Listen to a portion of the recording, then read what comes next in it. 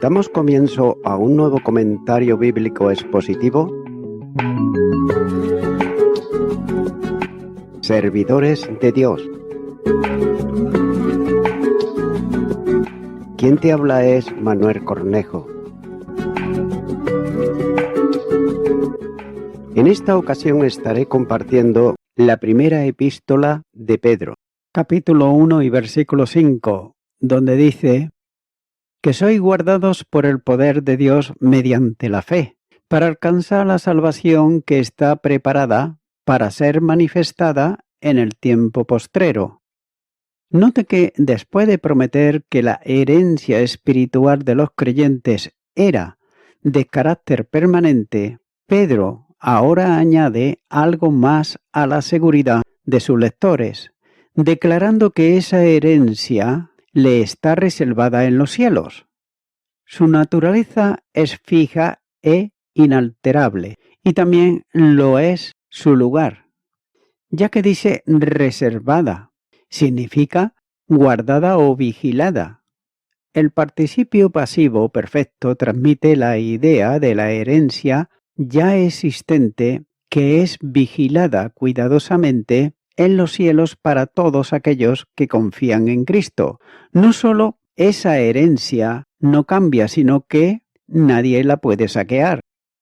La realidad de una herencia eterna, protegida, imperecedera, es precisamente a lo que Jesús se refirió cuando declaró: no os hagáis tesoro en la tierra, donde la polilla y el orín corrompen, donde ladrones minan y hurtan, sino haceos tesoros en el cielo, donde ni la polilla ni el orín corrompen, y donde ladrones no minan ni hurtan, porque donde esté vuestro tesoro, allí estará también vuestro corazón. Mateo capítulo 6, versículos 19 y 21. Los cielos es el lugar más seguro en todo el universo. El apóstol Juan lo describe como un lugar al que no entrará ninguna cosa inmunda o que sea abominación y mentira, sino solamente lo que está inscrito en el libro de la vida del Cordero. Apocalipsis capítulo 21, versículo 27 y también el capítulo 22, versículos 14 y 15. Y note que no solo que la herencia está divinamente protegida, sino que quienes la poseen también son guardados por el poder de Dios de hacer algo para perderla o quedar separados de ella. El poder de Dios es su omnipotencia soberana que continuamente protege a sus elegidos. Si Dios es por los creyentes, nadie puede oponérsele. Romanos capítulo 8, los versículos 31 al 39. Y también Judas capítulo 1 y versículo 24 dice: y aquel que es poderoso para guardaros sin caída y presentaros sin mancha delante de su gloria con gran alegría. Todos los detalles de esta promesa son para proporcionar al creyente una esperanza imperecedera del cielo, a fin de proveer gozo y perseverancia. La continua fe del cristiano es Dios y es evidencia de la obra divina de guardar y proteger. Colosenses capítulo 1 y los versículos 21 al 23 dice: y a vosotros también, que erais en otro tiempo extraños y enemigos en vuestra mente, haciendo malas obras, ahora os ha reconciliado en su cuerpo de carne, por medio de la muerte, para presentaros santos y sin mancha e irreprensibles delante de él. Si en verdad permanecéis fundados y firmes en la fe, y sin moveros de la esperanza del Evangelio, que habéis oído, el cual se predica en toda la creación que está debajo del cielo, del cual yo, Pablo, fui hecho ministro. Y la primera carta de Juan, capítulo 5 y versículo 4 dice: porque todo lo que es nacido de Dios vence al mundo. y esta es la victoria que ha vencido al mundo, nuestra fe. En la conversión, Dios activa la fe en los corazones de los creyentes y a medida que los guarda, sigue activándoles esa fe. El Salmo 37, versículo 24 dice: Cuando el hombre cayere, no quedará postrado, porque Jehová sostiene su mano. El Evangelio de Juan, capítulo 10, versículo 28 dice: Y yo les doy vida eterna, y no perecerán jamás, ni nadie los arrebatará de mi mano. Y Filipenses capítulo 1 y versículo 6 dice: Estando persuadido de esto, que el que comenzó en vosotros la buena obra, la perfeccionará hasta el día de Jesucristo.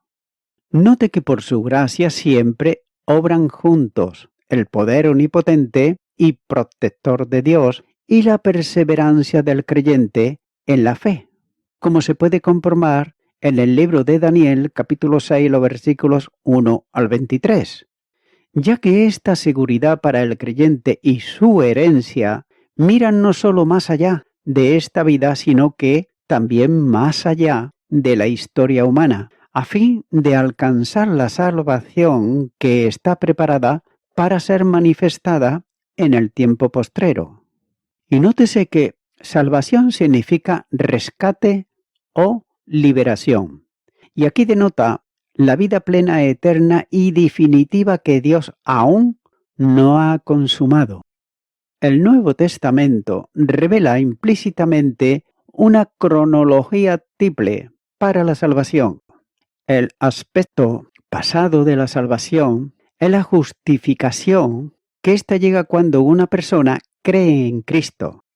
Romanos capítulo 10 y los versículos 9 y 10 dicen que si confesares con tu boca que Jesús es el Señor y creyeres en tu corazón que Dios le levantó de los muertos, serás salvo. Porque con el corazón se cree para justicia, pero con la boca se confiesa para salvación. Por lo tanto, cuando una persona cree en Jesucristo y es liberada del castigo por el pecado, aspecto presente de la salvación es la santificación, ya que los creyentes están siendo continuamente liberados del poder del pecado. La primera carta de Juan, capítulo 1 y versículo 9 dice: Si confesamos nuestros pecados, Él es fiel y justo para perdonar nuestros pecados y limpiarnos de toda maldad. Y Efesios capítulo 2 y versículo 8 declara: Porque por gracia sois salvos. Por otro lado, la lengua griega literalmente expresa: están siendo salvados. La salvación, por consiguiente, es una ocurrencia pasada con resultados continuos en el presente. Y tercero, la salvación también tiene un aspecto futuro, que es la glorificación. Romanos capítulo 3 y versículo 11 dice: Y esto, conociendo el tiempo, que es ya hora de levantarnos del sueño, porque ahora está más cerca de nosotros nuestra salvación que cuando creímos. Cuando un creyente muere, Dios lo libera total y finalmente de la presencia del pecado. Hebreos capítulo 9, versículo 28 dice: Así también Cristo fue ofrecido una sola vez para llevar los pecados de muchos y aparecerá por segunda vez sin relación con el pecado para salvar a los que le esperan. Y note que al instante lo lleva a su herencia eterna en su presencia celestial. Pablo expresó con gran elocuencia a Timoteo su confianza personal en la seguridad de su herencia futura, cuando dice: Y el Señor me librará de toda obra mala y me preservará para su reino celestial. A Él sea gloria por los siglos de los siglos. Amén. Segunda carta a Timoteo, capítulo 4, versículo 18. Y Hechos de los Apóstoles, capítulo 26, versículo 18 dice: Para que abras sus ojos, para que se conviertan de las tinieblas a la luz, y de la potestad de Satanás a Dios, para que reciban por la fe, que es en mí, perdón de pecados y herencia entre los santificados. Y Efesios capítulo 1 y versículo 11 dice: en él asimismo tuvimos herencia, habiendo sido predestinados conforme al propósito del que hace todas las cosas según el designio de su voluntad. El libro de Hebreos tiene mucho que decir acerca de la herencia futura del creyente, ya que en referencia a los ángeles, el escritor pregunta de forma retórica cuando dice: ¿no son todos espíritus ministradores enviados para servicio a favor de los que serán herederos de la salvación? Hebreos capítulo 1 versículo 14. Y más tarde, él dice esto respecto de Cristo y del nuevo pacto. Así que, por eso, es mediador de un nuevo pacto, para que, interviniendo muerte para la remisión de las transgresiones que había bajo el primer pacto, los llamados recibirán la promesa de la herencia eterna. Hebreos capítulo 9 versículo 15. Y continuamos con Hebreos capítulo 9, pero ahora el versículo 28, donde dice: así también Cristo fue ofrecido una sola vez para llevar los pecados de muchos y aparecerá por segunda vez sin relación con el pecado para salvar a los que le esperan. Del aspecto futuro de la salvación se dice en particular que está preparada, es decir, completa, ya está esperando la llegada del creyente. Pero la salvación futura también está relacionada con el fin de la historia humana, ya que Pedro dice que debe de ser manifestada en el tiempo postrero. Y note que Dios no completará totalmente la herencia de los creyentes hasta el último episodio de la historia redentora, concretamente en el regreso de Jesucristo. El Evangelio de Mateo, capítulo 25 y versículo 34 dice: entonces el rey dirá a los de su derecha: venid, benditos de mi Padre, heredad el reino preparado para vosotros desde la fundación del mundo. Así pues, todos los creyentes reciben recompensa en el tribunal de Cristo, después del arrebatamiento, porque nadie puede poner otro fundamento que el que está puesto, el cual es Jesucristo. Y si sobre este fundamento alguno edificare oro, plata, piedras preciosas, madera, heno, hojarasca, la obra de cada uno se hará manifiesta, porque el día la declarará, pues por el fuego será revelada, y la obra de cada uno cual sea, el fuego la probará. Si permaneciere la obra de alguno que sobreedificó, recibirá recompensa. Primera de Corintios, capítulo 3, y los versículos 11 al 14. Y note que la plenitud de la herencia eterna del cristiano se completará al final del reino milenial, cuando Dios crea el cielo nuevo y la tierra nueva. Apocalipsis capítulo 21 y los versículos 1 al 27. Después me mostró, dice, un río limpio de aguas de vida, resplandeciente como cristal, que salía del trono de Dios y del Cordero. En medio de la calle de la ciudad, y a uno y a otro lado del río, estaba el árbol de la vida, que produce 12 frutos, dando cada mes su fruto, y las hojas del árbol eran para la sanidad de las naciones, y no habrá más maldición, y el trono de Dios y del Cordero estará en ella, y sus siervos le servirán y verán su rostro, y su nombre estará en sus frentes. No habrá allí más noche, y no tienen necesidad de luz de lámpara, ni de luz de sol, porque Dios, el Señor, los iluminará y reinarán por los siglos de los siglos. Apocalipsis capítulo 22 versículos 1 al 5. Así como originalmente el Señor mismo fue la herencia de los levitas, como señala el libro de Josué capítulo 13 versículo 33, donde dice: Mas a la tribu de Leví no dio Moisés heredad. Jehová Dios de Israel es la heredad de ellos, como él les había dicho. Ya que la tribu sacerdotal de Israel, así también él es la herencia del sacerdocio real de Cristo. La primera carta de Pedro, capítulo 2 y versículo 9 dice: Mas vosotros sois linaje escogido, real sacerdocio, nación santa, pueblo adquirido por Dios, para que anunciáis las virtudes de aquel que os llamó de las tinieblas a su luz admirable. También el salmista sabía con certeza que heredaría a Dios cuando dice: Jehová es la porción de mi herencia y de mi copa. Tú sustentas mi suerte. Las cuerdas me cayeron en lugares deleitosos y es hermosa la heredad que me ha tocado.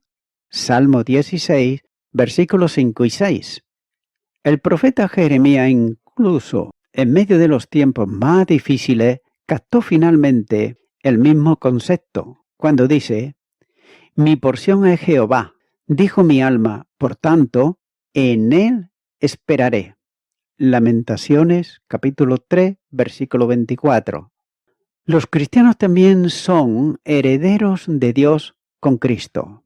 Romanos, capítulo 8 y los versículos 16 y 17 dice: El Espíritu mismo da testimonio a nuestro espíritu de que somos hijos de Dios, y si hijos, también herederos, herederos de Dios y coherederos con Cristo, si es que padecemos juntamente con Él, para que juntamente con Él seamos glorificados.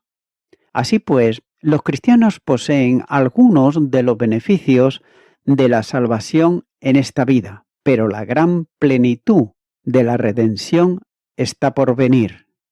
Dios nos ha prometido glorias indescriptibles en la perfección eterna del cielo, que un día serán la experiencia consciente de todo creyente. Él es la fuente de la herencia del cristiano, y esta viene debido a la misericordia divina y por el compasivo medio del nuevo nacimiento, y permanece perfecta y eternamente segura en una realidad en la que todos los creyentes pueden poner su esperanza. Continúa ahora con el versículo 6, donde dice: En lo cual vosotros os alegráis, aunque ahora por un poco de tiempo, si es necesario, tengáis que ser afligidos en diversas pruebas. Comienza diciendo este versículo: en lo cual vosotros os alegráis, en lo cual se refiere al pasaje anterior, que detallaba la primera gran verdad que trae gozo a los cristianos, concretamente su herencia eterna protegida. Os alegráis es un término intenso y expresivo que significa estar enorme y abundantemente feliz, una felicidad que no es provisión ni basada en circunstancias o sensaciones superficiales. Jesús lo usó en el Evangelio de Mateo, capítulo 5 y versículo 12, cuando dice: Gozaos, alegraos, porque vuestro galardón es grande en los cielos, porque así persiguieron a los profetas que fueron antes de vosotros. Note que es una adición a la palabra más común para alegráis. Con ese uso intensificó el significado de su mandato a sus discípulos. Es más, en ese versículo los traductores de la Nueva Versión Internacional tradujeron la palabra como llenarse de júbilo.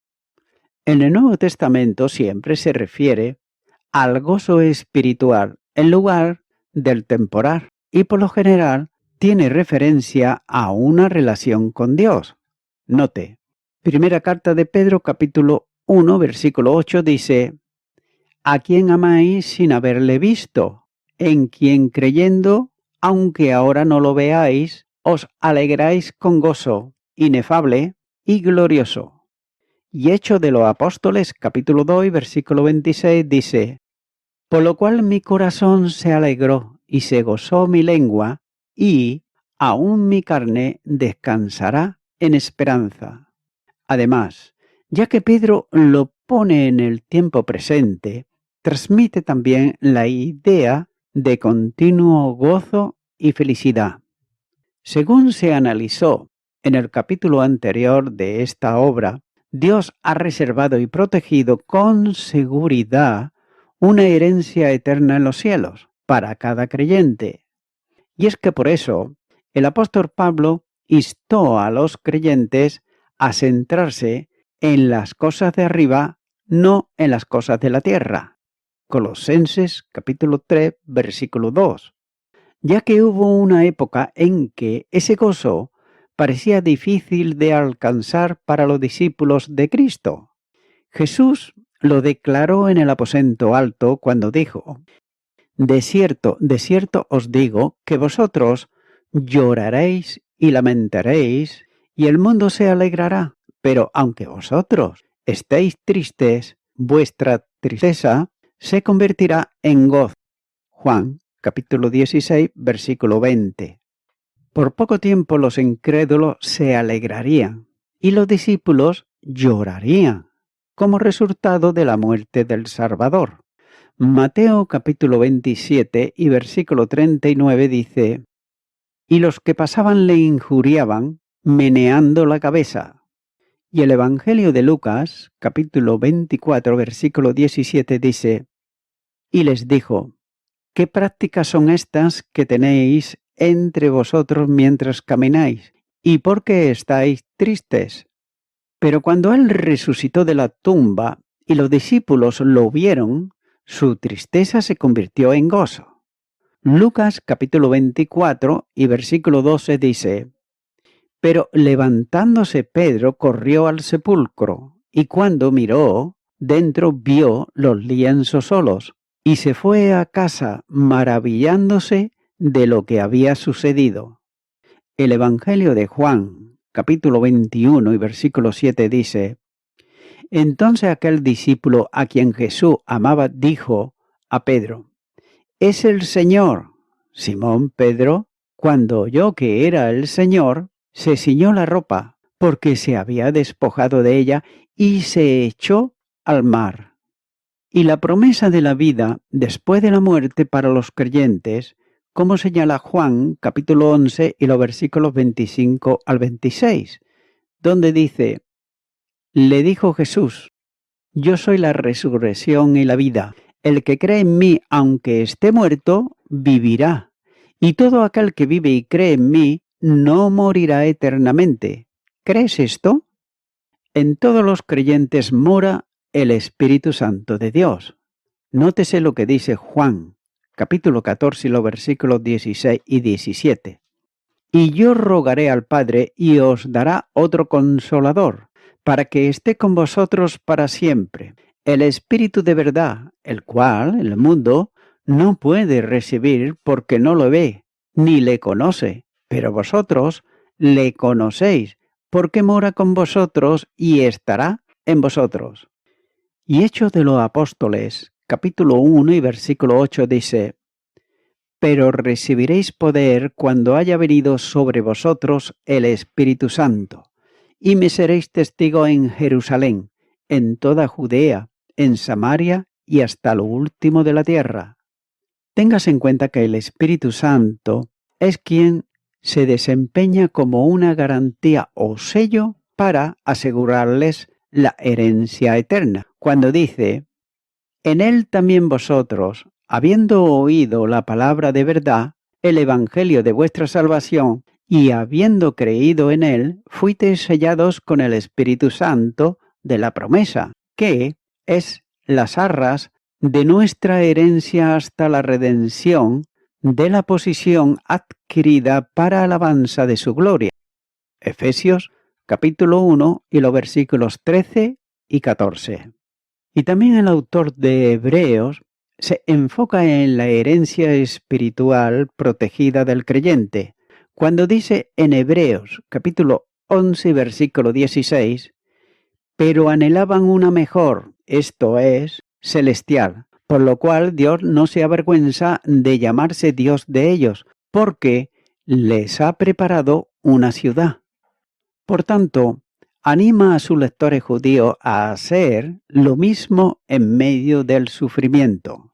Pero traed a la memoria los días pasados, en los cuales después de haber sido iluminados, sostuvisteis gran combate de padecimientos, por una parte ciertamente con vituperios y tribulaciones fuisteis hecho espectáculo, y por otra llegasteis a ser compañeros de los que estaban en una situación semejante, porque de los presos también os compadecisteis, y el despojo de vuestros bienes sufristeis con gozo, sabiendo que tenéis en vosotros una mejor perdurable herencia en los cielos.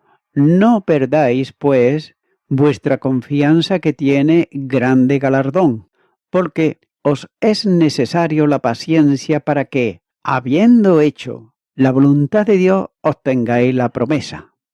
Capítulo 10 y los versículos 32 al 36. Por difíciles que sean las circunstancias y las persecuciones que los creyentes enfrenten, se alegran en gran manera porque la esperanza futura se deriva de la resurrección de Cristo.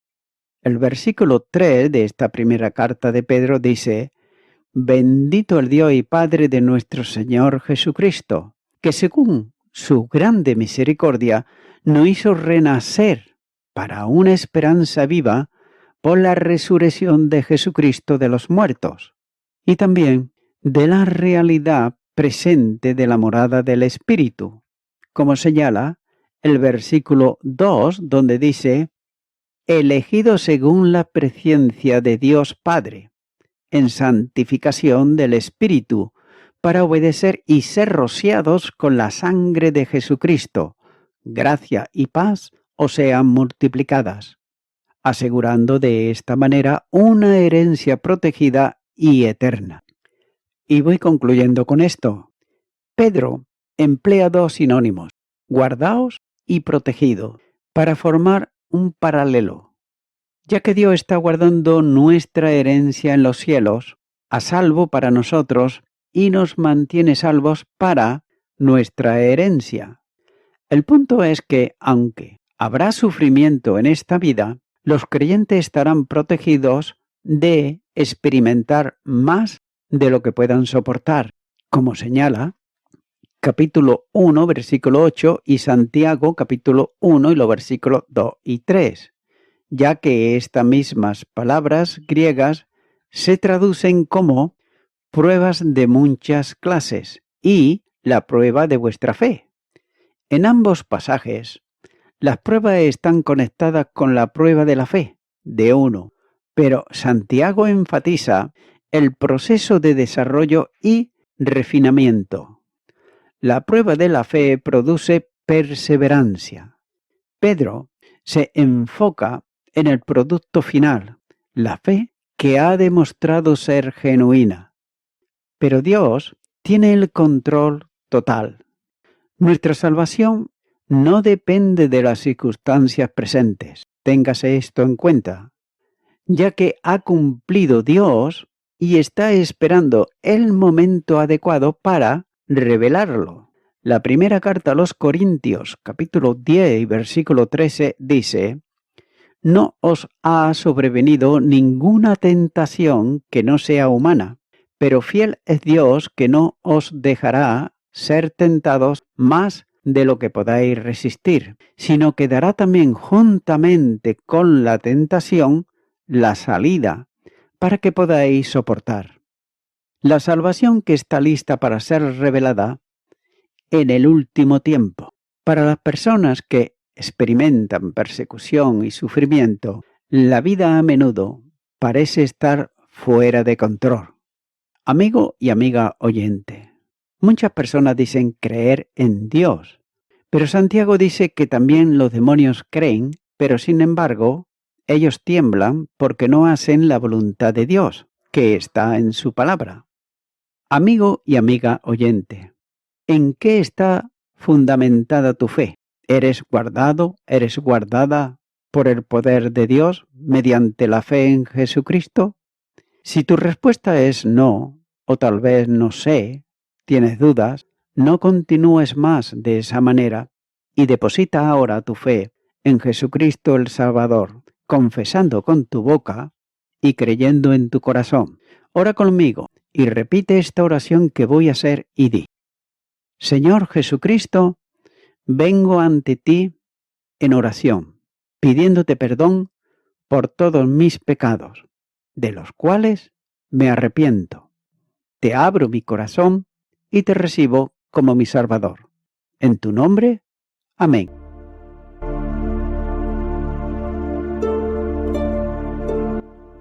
Amigo y amiga oyente, si tú has hecho esta oración de corazón, te recomiendo que comiences a orar a Dios, en primer lugar, en el nombre del Señor Jesucristo. Orar a Dios no es rezar, sino que es hablar con una persona. También te recomiendo que leas la palabra de Dios y lo hagas a diario. Comienza, por ejemplo, con el Nuevo Testamento. Y también, por último, te recomiendo que para que puedas crecer espiritualmente, te congregues en una iglesia cristiano-evangélica, donde se predique, se enseñe y se practique la sana doctrina y la palabra de Dios. Congrégate ahí y con el tiempo podrás crecer espiritualmente y también servir al Señor Jesucristo. Que Dios te bendiga. Y a toda la audiencia, nuevamente ya me estoy despidiendo de todos ustedes y será hasta el próximo programa. Que Dios os bendiga a todos.